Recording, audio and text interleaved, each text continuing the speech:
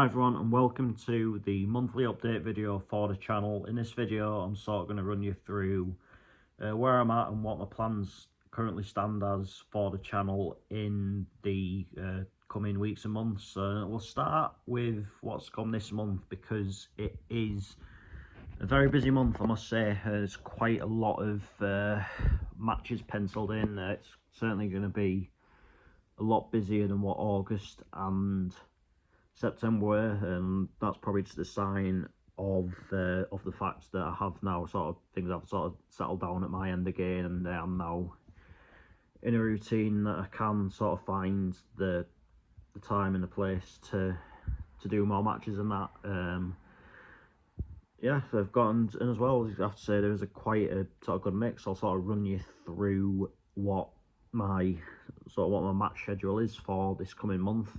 Tomorrow it is Gateshead against Altrincham, followed by on Wednesday by Guisborough Town against Bishop Auckland, and we'll get on to Guisborough Town in a bit. On Saturday, the first EFL game of the season for me, Hartlepool United versus Carlisle United, which is obviously going to be a massive one. Pretty intense atmosphere, I'd imagine, at that.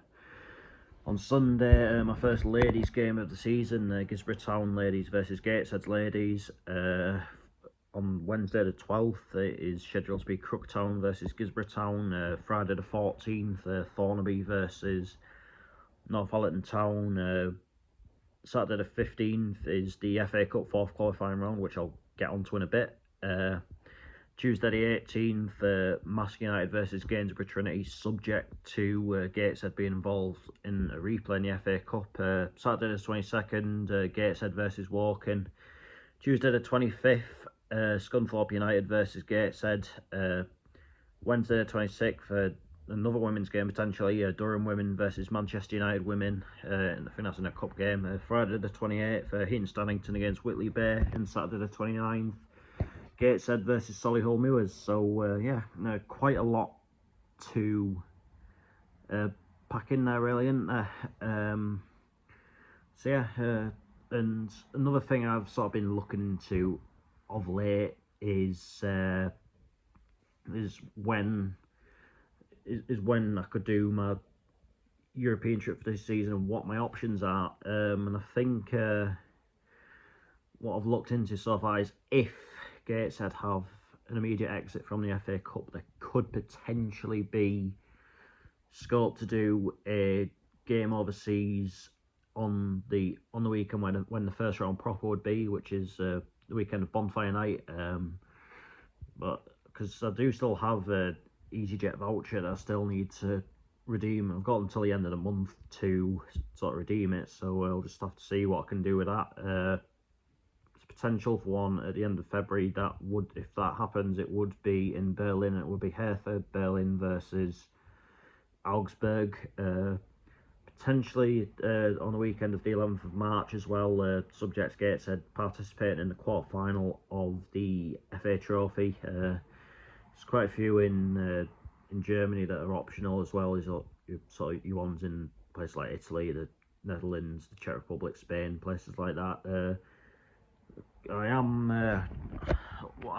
what could happen is, bear in mind, this year my birthday falls on a Sunday, but the following day, well, next year it falls on a Sunday and the following day is a bank holiday. I could potentially, after the Gateshead's last game of the season, try and get an early flight out somewhere on the morning of my birthday and do a European game then. That's an option. And all the weekends in May are definitely optional as well, obviously subject to various things in this country. But yeah, the options are certainly wide open. I know we'd definitely like to get to Germany at some point this season, but I'm also sort of aware of the fact that that the days of the San Siro are numbered, and I would really like to get there at some point. So maybe that is sort of top of the list at the minute, but you never know. There could potentially be scope for both. I know flights to Milan aren't all that expensive, really, and yeah, once you're in Germany, it's never too expensive a weekend away. So why the hell not? Like, that's sort of my attitude to stuff at the minute. I've abstained for long enough, and now I'm sort of maybe getting towards a position to I'd like to maybe sort of live a little bit, you know what I mean? So yeah, and one thing that took place recently was the draw for the North Riding Senior Cup. Obviously, this was a competition that was a huge part of last season and why I was so successful last season, and I'm aiming to sort of cover it quite closely again. Obviously, I did from the second round right to the final. I went to a game in sort of every round, and obviously you may remember last year I did quite a lot of the games in the second round of the North Riding Senior Cup. And this year, there is the draw for it is quite exciting actually.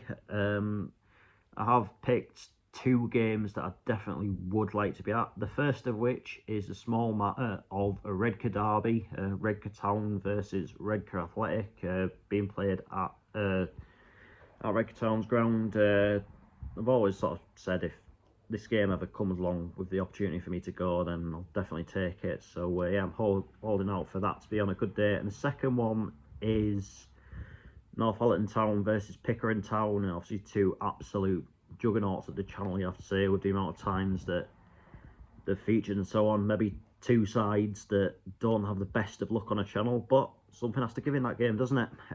So yeah, that is the one. But like, I mean, if all the other sort of ties fall, like, I know the ties have to be played either on or before the 30th of November. So if they sort of split up sort of fairly well, then there's potentially scope for a few more. I think Guisborough Town at home to the winners of Richmond Town against Cader, Masker at home, but I can't remember who it's against.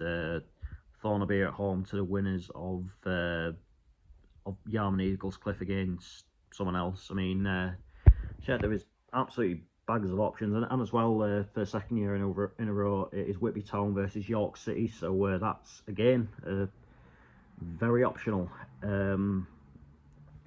Yeah, and obviously on Thursday just gone, there was the Durham City video I made, which attracted quite a lot of attention. Some of it good, maybe some of it safe to say not so much. But I do want to sort of get into sort of the field of making more of those videos like that. I'd like to sort of share what my experience was as a Heed fan when Joseph Caller and people like that were at the club. I was like sort of supporting a club at the time. I'd like to sort of do a piece on how football in the town of Scarborough sort of came back from the abyss. So there's loads I'd quite like to do, and what my plan is if I have less than 3 games in a week, then I'll upload videos like that. So basically, I'm going to be running at the majority of the time 3 uploads a week. And yeah, I've sort of looked more into it with Gateshead away games. Obviously, I mentioned quite a lot in the last video about them, and obviously, as a result of the Queen passing away, the away game at Chesterfield was postponed, which opened a door for me to be able to go to that one. So yeah, I'll be doing that one, and as well I've sort of thought that yeah, I'd like to sort of make sure I see every National League team at least once this season. With that in mind, I am sort of resurrecting plans to go to Barnet in January, subject to the third round of the FA Cup, and as well yeah, I think I just mentioned I want to do, and as well I definitely do, now thought about it, I definitely do want to do Torquay as well. I may need to well, probably won't sort of plan to do Eastleigh now, based on the fact that Chesterfield's been brought back into the picture. Is a long way after all, and yeah, it's not a sort of cheap weekend or anything like that. So I'd say that's probably roughly where we are with away games. Obviously, if I do end up in Berlin at the end of February, I will be sacrificing Maidstone for that. But as it stands, the Maidstone trip is going to be going ahead. And yeah, also today the FA Cup 4th qualifying round draw was made, and for the second season in a row, we have been drawn to play Altrincham, which means we're going to be facing them twice in the space of 11 days, given the fact that we're going to be playing them in the league tomorrow. And if the FA Cup tie finishes a draw, it'll be 3 times in a fortnight, won't it? So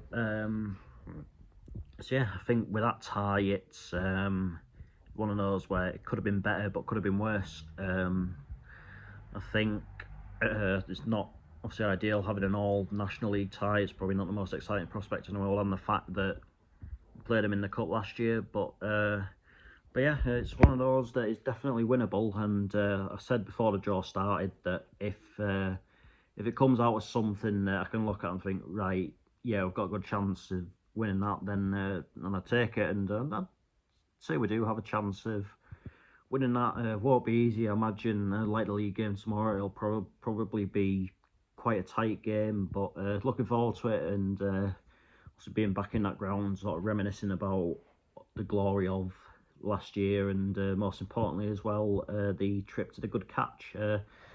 As for other North Yorkshire and North East teams, Blythe Spartans have having a bit of a blast for the past with their tie here. They've been drawn at home to Wrexham, which is already a tie that's attracting a lot of attention. I mean, I don't think it'll be the BBC Red Button game, because I think Anstey Nomads against Chesterfield will take that. But I seem to recall a few years ago, while the BBC had their Red Button tie in the evening of that particular fourth qualifying round, BBC broadcasted York against Stockport, and I could see something similar happening here, because there's definitely the interest to watch that tie, so I could potentially see that being a late kick-off. As for the other North East teams, South Shields were drawn at home to Scunthorpe United, and I think Shields will fancy their chances there. I think obviously things haven't been particularly brilliant at Scunthorpe of late, but I know they've sort of improved a little bit in the last couple of weeks. But I think obviously with a home crowd behind them, and the fact that they have got a bit of a knack for beating teams from high leagues, I'd say Shields do have a good chance there.